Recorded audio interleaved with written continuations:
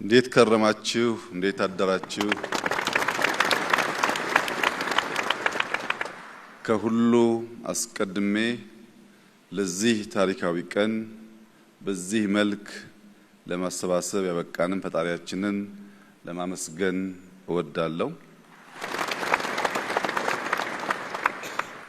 ክቡር ቺፍ ኦሉሴጉን ኦባሳንጆ የቀድሞ የናይጄሪያ ፕሬዝዳንት የአፍሪካ የሰላም አባት በመካከላችን ስለሚገኙ ጥሪያችንና አክብሮት ስለተገኙልን ከፍ ያለ ምስጋና እንዳቀርብ ይፈቀድልኝ።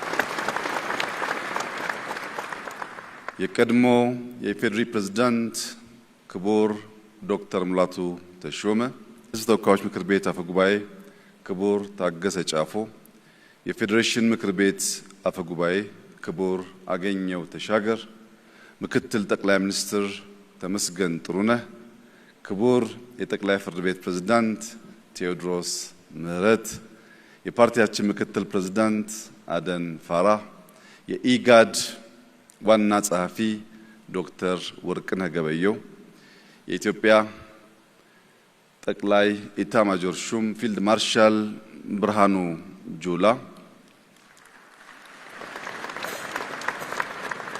ከሁሉ በላይ የዚህ መሰባሰብ ዋነኛ ባለቤት የሆኑት ኮሚሽነሮች በተለይም ፕሮፌሰር መስፍን አርአያ ዋና ኮሚሽነር ይህንን ታላቅ ኃላፊነት ይህንን ብዙ ድምጾች ያሉበት አድካሚ ስራ በነፃ በርካቶቹ በማምሻ እድሜያቸው ሀገራቸውን በቅንነት በማገልገል ለልጆቻቸው መሰረት ለመጣል የወሰኑ 11ዱም ኮሚሽነሮች በተለይም አባታችን ዘገየ አስፋው በዚህ ሂደት ውስጥ ለነበራቸው ሚና ያለኝን ታላቅ አክብሮት በዚሁ መግለጽ እወዳለሁ። የሃይማኖት አባቶች፣ የሀገር ሽማግሌዎች፣ አባገዳዎች፣ ሀደስንቄዎች ከምስራቅ፣ ከምዕራብ፣ ከደቡብ፣ ከሰሜን የኢትዮጵያን ሕዝብ ወክላችሁ በዚህ ስፍራ የተገኛችሁ የምትወያዩ አካላት፣ በውጭ የሚገኙ ኢትዮጵያውያንን በመወከል የተሰየማችሁ የዲያስፖራ አባላት፣ ከዚህ አዳራሽ ውጪ በመላው ሀገሪቱ የምትከታተሉ የኢትዮጵያ ዜጎች በሙሉ ይህ ጉባኤ በቀላሉ የማይደገም በኢትዮጵያ ዘመናዊ ታሪክ በስፋቱ ባካሄዱ በወሰደው ጊዜና ምናልባትም በሚያስገኘው ውጤት በእጅጉኑ የገዘፈ ዓላማ ያለው የገዘፈ ተግባር የሚፈጽም ለአፍሪካ በብዙ ምሳሌ የሚሆን የውይይት፣ የምክክር፣ የንግግር ሁሉን አቀፍ መድረክ ነውና በዚህ መድረክ ላይ ተገኝቼ የኢትዮጵያን መንግስት አቋምና መልእክት እንዳስተላልፍ እድል ስለሰጣችሁኝ የከበረ ምስጋና ላቀርብ እወዳለሁ። ክቡራትና ክቡራን፣ አንዳንድ አጋጣሚዎች ከታሪክ ብዕርና ብራና ፊት ያቆማችኋል። ከታሪክ ብዕርና ብራና ፊት መቆም ብቻ ሳይሆን ያሻችሁን የፍቃዳችሁን መጽሐፍ እንድትችሉ ብዕርና ብራና ያቀብሏችኋል። ይህ ዛሬ የምንገኝበት መድረክ ልባም ለሆኑ ሰዎች የታሪክን፣ የአጋጣሚን፣ የእድልን ጠቃሚነት ማዝለቅ ለፈለጉ ሰዎች በዚያ ብዕር በዚያ ብራና ላይ ሀገርን የሚታደግ የሚጠቅም የሚገነባ ለዘመናት የሚታወስ ታሪክ ለመጻፍ እድል የሚሰጥ ነው። ይህንን የማይጠቀሙ እድል ደጋግሞ እንደማይገኝም የማይገነዘቡ ታሪክ ብራናና ብዕር ቢያቀብላቸውም ሀገር ከሚጠቅም ይልቅ የሚጎዳ ከሚገነባ ይልቅ የሚያፈርስ ከሚያበለጽግ ይልቅ የሚያደህይ ከሚያሰፋ ይልቅ የሚያጠብ ታሪክ ጽፈው ያልፋሉ። ያ ታሪክ ዛሬ በእኛ እንዳይደገም ከፍተኛ የኃላፊነት ስሜት ተሰምቶን በታላቅ አክብሮት ልንከውነው የሚገባ እኛ እና ከኛ በፊት የነበሩ ሰዎች ያጧቸውን ሊያሳኳቸው ሲገባ ያልቻላቸውን ጉዳዮች ዳግም ልጆቻችን እንዳያጡ በታላቅ ኃላፊነት እንድትሰሩ ደግሜ በትህትና ልጠይቃችሁ እወዳለሁ። ዊሊያም ሼክስፒር ከሰራቸው በርካታ ስራዎች መካከል ባንዱ በሰው ልጆች ሕይወት ውስጥ ማዕበል አለ። ያንን ማዕበል ትክክለኛውን ጊዜ አውቆ የሚጠቀምበት ግለሰብ የሚጠቀምበት ቡድን ካለ ከጎርፉ ዳግም ወደማይገኝ እድል ሊያወጣው ይችላል ይላል። መከራ ሁሉ መከራ ብቻ ሳይሆን በውስጡ እድል አለው ማለቱ ነው። ችግር ሁሉ ችግር ብቻ ሳይሆን በውስጡ መፍትሄ ያለው ማለት ነው። ኢትዮጵያ ውስጥ በርከት ያሉ ችግሮች አሳልፈናል። በርከት ያሉ ያልተገቡ መከራዎች አሳልፈናል።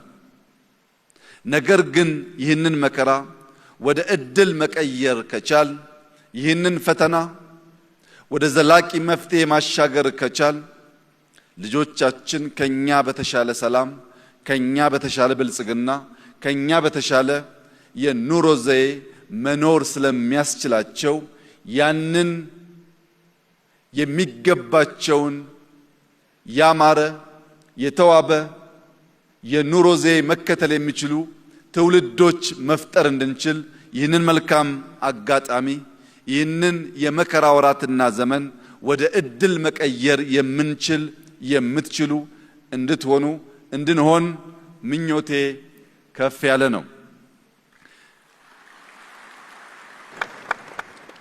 የወታደራዊ ጠበብቱ ሰንዙ እድሎች የሚበዙለት እድሎች የሚበራከቱት በሚጠቀምባቸው ሰው ልክ ነው ይላል።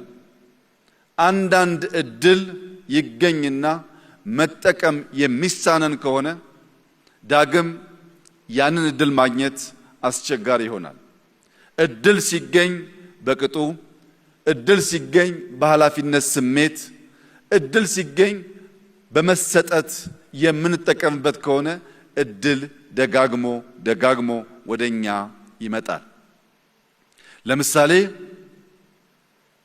ባለፉት ጥቂት ዓመታት የተገኘውን እድል የተገኘችውን አጋጣሚ ሁሉ በመጠቀም የኢትዮጵያን የፖለቲካ፣ የኢኮኖሚ፣ ወታደራዊ ሪፎርም ለማካሄድ ኢትዮጵያን ለማበልጸግ ኢትዮጵያን በታሪኳ ልክ ለማቆም ባደረግነው ጥረት ውስጥ እድለኞች ነበርንና እድል መጠቀም እንችላለንና ቢያንስ በቅርቡ በአዲስ አበባ ከተማ በነበራችሁ ቆይታ እንዳያችሁት ያን የቆሸሸ ከተማ አዲስ መልክ እንዲይዝ ማድረግ ችለናል።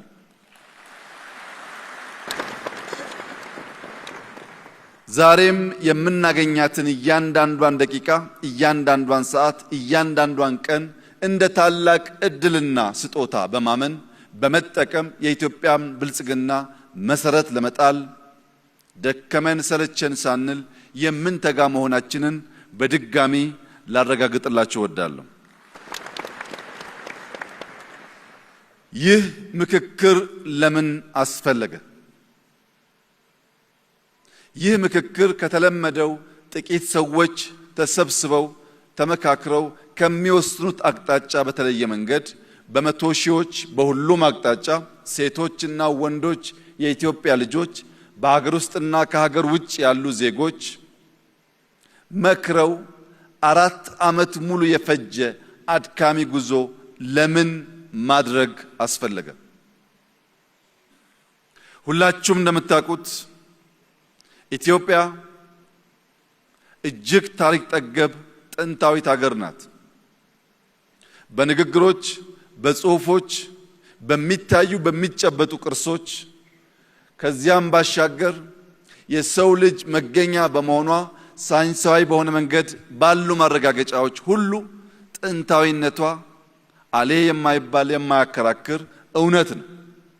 ነገር ግን በዚህ ታሪካችን ውስጥ አንድ ስብራት አለ፣ አንድ ስንክሳር አለ፣ አንድ ውድቀት አለ። ያም በኃይለ ቃል ጀምሮ በኃይል እርምጃ መደምደም ነው። ፖለቲካችን በኃይለ ቃል ይጀምራል፣ በኃይል እርምጃ ይደመደማል። ይህንን ስብራት ለአንዴና ለመጨረሻ ጊዜ ማቆም ያስፈልጋል። የኢትዮጵያን ታሪክ ወደ ኋላ መለስ ብለን ከኢፋት እስከ ግቤ፣ ከወላይታ እስከ ከፋ፣ ከወሎ እስከ ሸዋ፣ ከላስታ እስከ ትግራይ፣ ከአፋር እስከ ሶማሌ የኢትዮጵያን ሱልጣኔቶች የኢትዮጵያን ስርወ መንግስት ብንፈትሽ በሁሉም ጊዜ የምናየው ስብራት በኃይለ ቃል ጀምሮ በኃይል መደምደም ነው። የኃይል እርምጃን የታሪካችን አካል ማድረግ ነው። ያንን ስብራት መቀየር ያስፈልጋል። በእርግጥ በውስጣችን ያሉ ችግሮች እኛው ጀምረን እኛው የምንጨርሳቸው ብቻ አይደሉም። የጠንባሮ አባቶች አንድ አባባል አላቸው። ከብት ሲገዛ የሌሉ አሞሮች ከብት ሲታረድ በአካባቢው ያንዣብባሉ ይላሉ። ከብት ስንገዛ ብር ያላዋጡ፣ ከብት ስንገዛ የትኛውን መግዛት እንዳለብን ለምርጫ ያላማከሩ አሞሮች፣ ጭልፊቶች ከብቱ ሲታረድ ግን ያንዣብባሉ።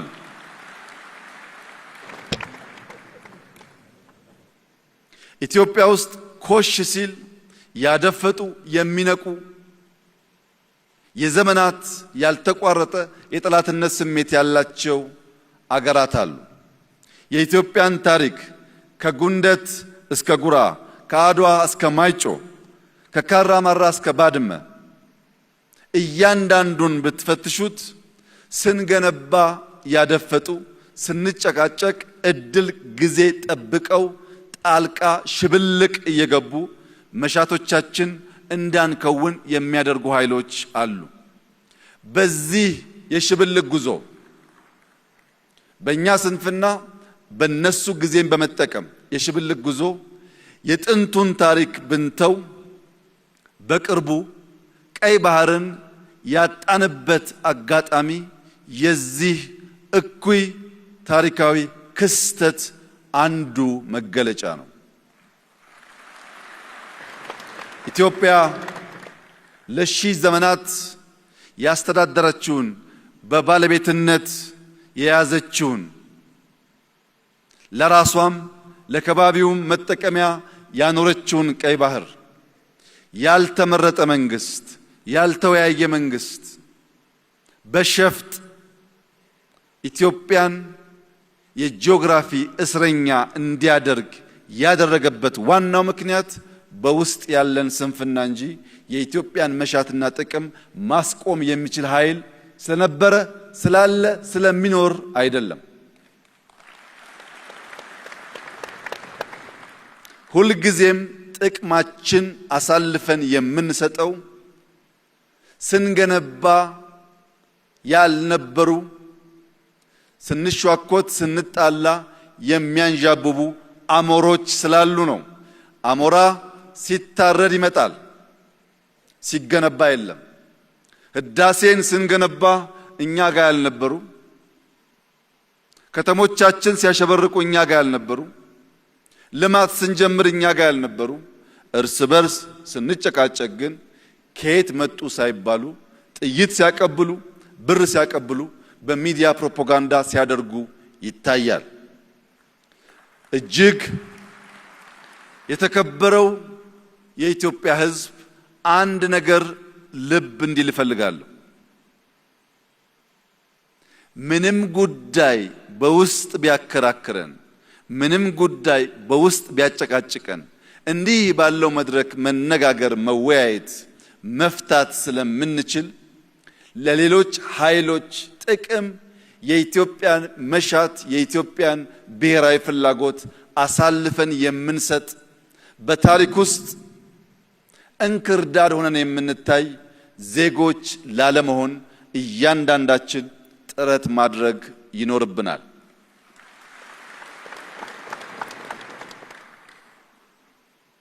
በኢትዮጵያ ሰማይ ላይ ለሚያንዣብቡ አሞሮች ያለኝ መልእክት ከብቱን መርጠን የምንገዛ እኛ ነን። የቅርጫውን ባለቤት የምንወስን እኛ ነን። የተረፈንን የማንፈልገውን ካልሆነ በቀር የትኛውም አሞራ በጉልበት ከየትኛውም ቅርጫ መደብ ላይ አንዲት ኪሎ ስጋ መውሰድ እንደማይችል ላረጋግጥላቸው እፈልጋለሁ። ስንፈልግ ስንወድ ለማጋራት ዝግጁ ነን። ከፍቃዳችን ውጭ ግን ለሺህ ዓመታት የኖረች የጸናች ኢትዮጵያ፣ በቀላሉ በማይበጠስ ክር በማይበጠስ ገመድ የተሰናሰለች ኢትዮጵያ አሁን ባለው ፕሮፓጋንዳ ትዘናጋለች፣ ጥቅሟን አሳልፋ ትሰጣለች ብሎ መገመት ከንቱ ምኞት ስለሆነ ከወዲሁ የእኛን ታሪክ በትክክለኛው መንገድ አገላብጣችሁና አውቃችሁ ቀልባችሁን በመመለስ ለጋራ ጥቅም በጋራ እንድንሰራ ጥሪዬን ላቀርብላችሁ እፈልጋለሁ። በዚህ ሁሉ መከራ ውስጥ ታዲያ ኢትዮጵያ እንዴት ጸናች? የጽናታችን ምስጢር ምንድን ነው ያላችሁ እንደሆነ ሽምግልና፣ ንግግር፣ ይቅርታ፣ ካሳ የሚባሉ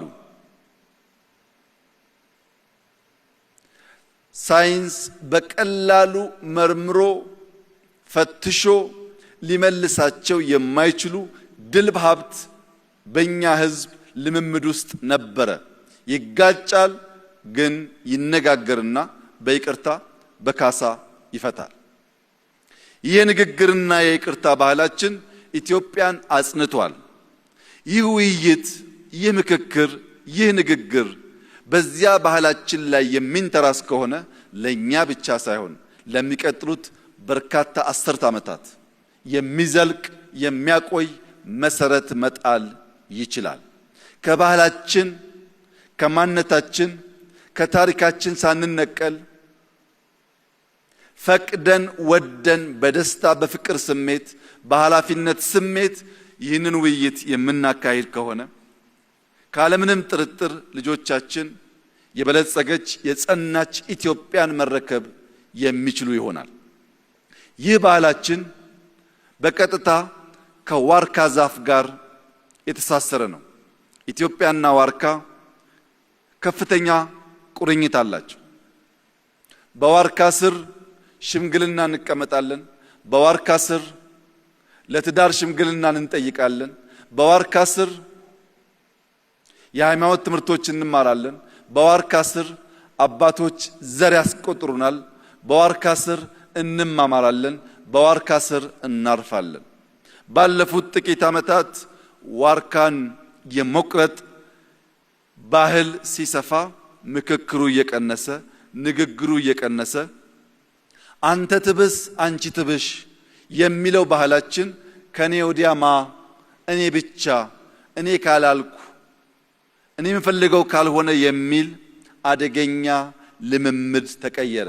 ለዚህ ነው እንትከል፣ ተስፋን እንትከል፣ ዋርካን እንትከል፣ ምክክርን እንትከል፣ ውይይትን እንትከል፣ ይቅርታን እንትከል፣ በጋራ መቆምን በጋራ መቆምን እናጽና።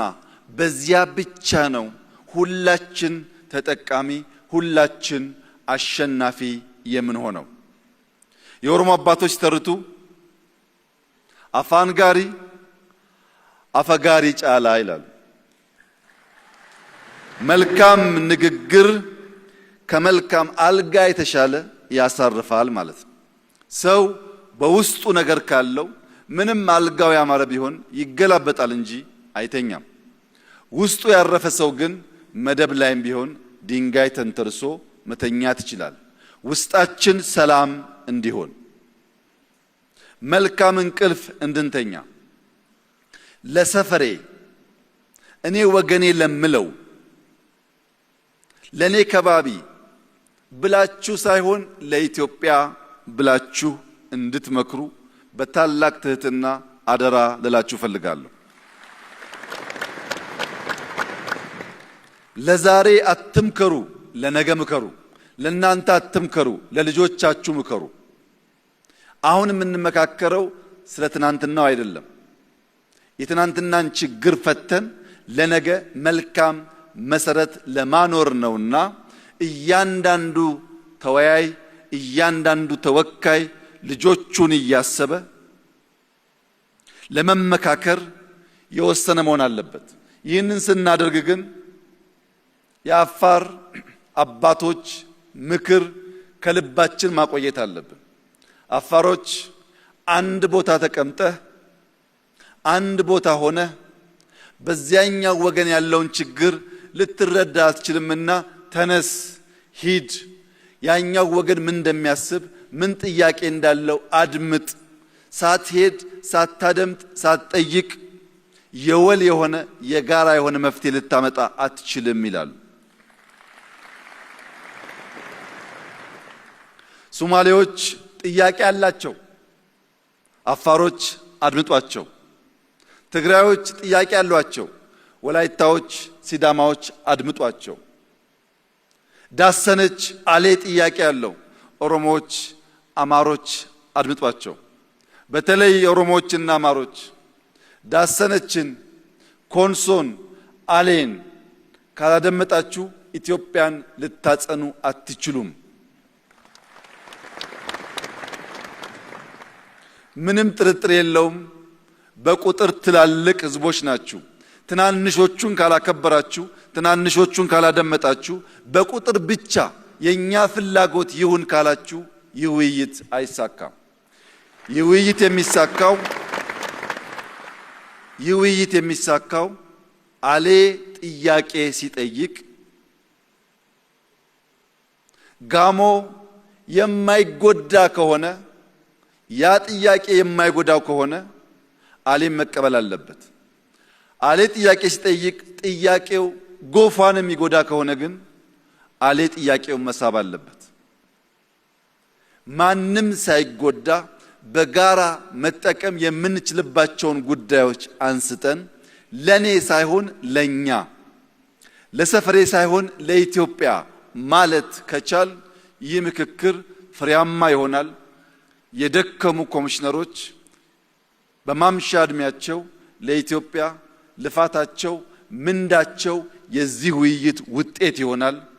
እንደዚህ ያለው መድረክ ማዘጋጀት ባለመቻላችን ለረጅም ዘመናት ዋጋ የከፈሉ የሞቱ የቆሰሉ ኢትዮጵያውያንም ቢያንስ በአጸደ ገነት ሳሉ በሌላ ትውልድ በተሰራ ስራ እረፍት ሊያገኙ ስለሚችሉ ያለፉትን የደከሙትን የሚመጡትን እያሰብን አንተ ትብስ አንቺ ትብሽ ብለን ለኢትዮጵያ የበጃትን ውጤት እንድናመጣ በታላቅ ትህትና አደራ ልላችሁ ፈልጋለሁ። በትግራይ አንድ ትልቅ አባባል አለ። ምኽሪ ሓደ ትህት ምድሪ፣ ምኽሪ ክልተ ልዕሊ ምድሪ፣ ምኽሪ ሰለስተ ዘሪ ምድሪ ይላል ትግራይ። የአንድ ሰው ምክር ከምድር በታች እንደተቀበረ ነገር ነው፣ ዋጋ የለውም። የሁለት ሰው ምክር ግን ከምድር በላይ ነው፣ ይታያል። የሶስት ሰው ምክር ግን ምርጥ ዘር ነው፣ ይበቅላል፣ ይለመልማል፣ በስታችሁ ምከሩ ይላሉ። ይህንን የትግራይ አባባልና ምክር ተቀብለን አሜሪካኖች 55 ሰው ጠርተው ለ100 ዓመታት የሚቆይ ኮንስቲቲዩሽን የገነቡ ቢሆንም ትግራዮች ከአንድ ሰው የሁለት ሰው ከሁለት ሰው የሶስት ሰው ምክር ይሻላል ስለሚሉ 4000 ሰው ሰብስበናል። የአሜሪካ ኮንስቲቲዩሽን በ55 ሰው ቢሰራም ልባም ነበሩና ለ100 ዓመታት የሚቆይ ስራ ሰርተዋል። የኛ 4000 ሰዎች ከነሱ በላይ ከነሱ በተሻለ ጊዜ ይበልጥ ልባም ሆነው ሁሉን ወገን